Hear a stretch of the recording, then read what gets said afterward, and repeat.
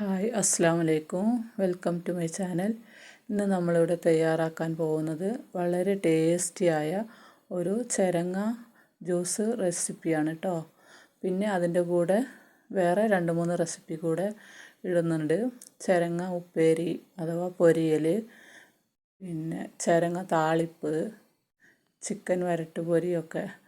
Video skip ചെയ്യാതെ എല്ലാവരും കാണണം.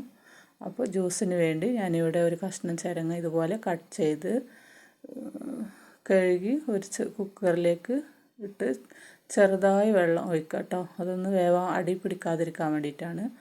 കൂടുതലൊന്നും ഒഴിക്കണ്ട. എന്നിട്ട് ഒരു വിസിലടുപ്പിക്കുക. പിന്നെ ഇത് വേണമെങ്കിൽ ചട്ടിയിലും വേവിക്കുക. ഞാൻ പിന്നെ പെട്ടെന്നാവാൻ വേണ്ടിയിട്ട് ഇങ്ങനെ ചെയ്യുന്നതാണ്. അപ്പോൾ ഇത് വെന്തിട്ടുണ്ട്. ഇനി ഇത് തണുക്കുമ്പോൾ നമുക്കൊരു മിക്സിയുടെ ജാറിലേക്ക് ഇട്ട് കൊടുക്കാം. അപ്പോൾ ഇത് തണുത്തിട്ടുണ്ട്. ഇനി നമുക്കിതൊരു ജാറിലിട്ട് കൊടുത്ത് അതിലേക്ക് 2 ഏലക്ക ഇട്ട് 1 കപ്പ് പാല്, 2 ടീസ്പൂൺ പഞ്ചസാര ഇട്ട് പിന്നെ 1 കപ്പ് പാലൊഴിച്ച് ഇതൊന്ന് നന്നായി അടിച്ചെടുത്തിട്ട് വരാം. ഇതുപോലെ മിക്സിയിലിട്ട് നല്ല ടേസ്റ്റാണ്. പിന്നെ ഏലക്കയ്ക്ക് പകരം വാനില എസൻസ് വേണമെങ്കിൽ ഒഴിച്ചു കൊടുക്കാം. ഇപ്പോൾ നമ്മൾ നന്നായി അടിച്ചെടുത്തിട്ടുണ്ട്. ഇനി ഇതൊരു ഗ്ലാസ്സിൽ ഐസ് കട്ടയിട്ട് പാല് ഞാൻ തണുപ്പില്ലാത്ത പാലാണ് എടുത്തത്, അതുകൊണ്ടാണ് ഐസ് കട്ട്. നിങ്ങൾക്ക് വേണമെങ്കിൽ പാല് തണുപ്പിച്ചിട്ടും ഉണ്ടാക്കാം. അപ്പോൾ ജ്യൂസ് റെഡി ആയിട്ടുണ്ട്.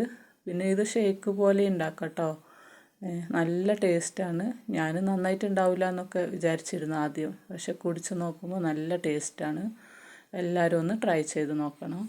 ഇനി നമുക്ക് ചരങ്ങ ഉപ്പേരി വെക്കുന്നത് എങ്ങനെ നോക്കാം. അതിന് വേണ്ടി ഞാൻ ഇതുപോലെ ഒരു കഷ്ണം ചരങ്ങ എടുത്തിട്ടുണ്ട്. ഇനി അത് ഇങ്ങനെ തൊലിയെല്ലാം കളഞ്ഞ് പിന്നെ കട്ട് ചെയ്ത് എടുത്തിട്ട് വരാം. പിന്നെ തൊലി അതിൻ്റെ കുരു മൂത്തിട്ടില്ല കേട്ടോ. മൂത്തിട്ടുണ്ടെങ്കിൽ മാത്രം കളഞ്ഞാൽ മതി, ഇല്ലെങ്കിൽ നമുക്ക് കുരു ചേർത്ത് അരിഞ്ഞെടുക്കാം.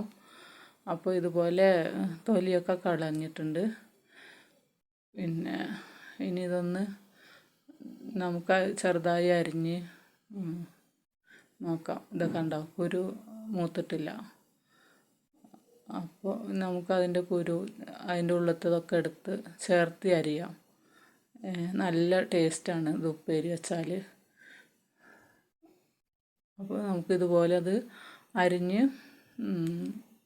കഴുകിയെടുക്കാം. അപ്പോൾ കട്ട് ചെയ്ത് കഴിഞ്ഞിട്ടുണ്ട് കേട്ടോ. ഇനി നമുക്കിതൊരു തട്ടിലിട്ട് നന്നായി കഴുകിയെടുത്തിട്ട് വരാം.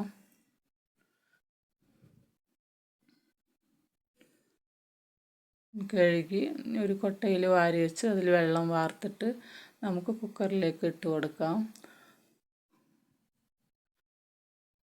പിന്നെ ഇതിൽ തന്നെ വെള്ളം ഉണ്ടാവും, കഴുകിയ വെള്ളം. പിന്നെ ഒരുപാട് വെള്ളമൊന്നും ഒഴിക്കേണ്ട ആവശ്യമില്ല. ഇനി അതിലേക്ക് ഒരു 1/2 ടീസ്പൂൺ ഉപ്പ്, 1/2 ടീസ്പൂൺ മഞ്ഞൾപ്പൊടി ഇട്ട് ചെറുതായിട്ട് ഒരു 2 ടീസ്പൂൺ മതി. അതിൽ തന്നെ ഉണ്ടാകും. പിന്നെ ഒരു സേഫ്റ്റിക്ക് വേണ്ടിയിട്ട് അടി പിടിക്കാതിരിക്കാൻ വേണ്ടി അങ്ങനെ ഒഴിച്ചതാണ്. ആ വെള്ളം അതിൽ തന്നെ ഉണ്ടാകും. ഇനി നമുക്ക് ഇതൊന്ന് അടുപ്പിൽ വെച്ച് ഒരു വിസിലടിച്ചാൽ മതി കേട്ടോ. പിന്നെ നമ്മൾ ഇങ്ങനെ ഇത് ചട്ടിയിൽ വെച്ചാലും പെട്ടെന്ന് വേവും.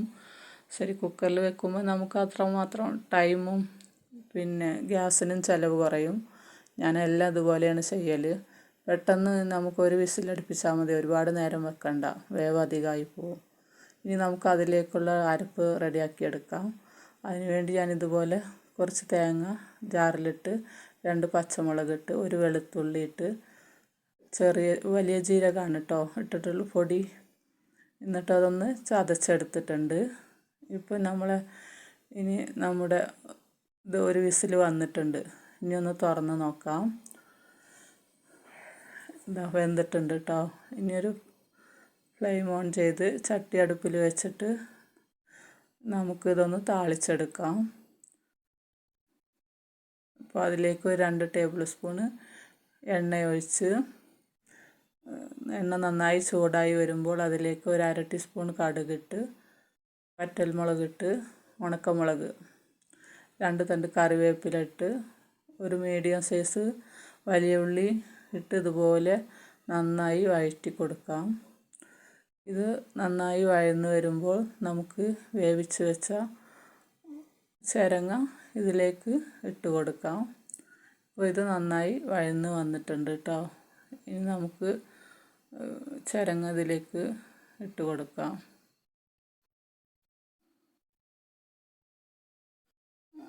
അപ്പോൾ കുറച്ച് വെള്ളമൊക്കെ ഉണ്ട്, അത് സാരമില്ല, അത് വറ്റിക്കോളും.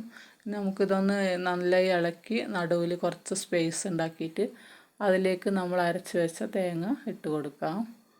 ഇനി അതൊന്ന് അതിൻ്റെ ആ പച്ചമുളകിൻ്റെയും ഒക്കെ ആ പച്ചമണം ഒന്ന് മാറുന്ന വരെ ഇതുപോലെ ഒന്ന് ഇട്ട് മൂടി 1 മിനിറ്റ് നേരം വെക്കാം.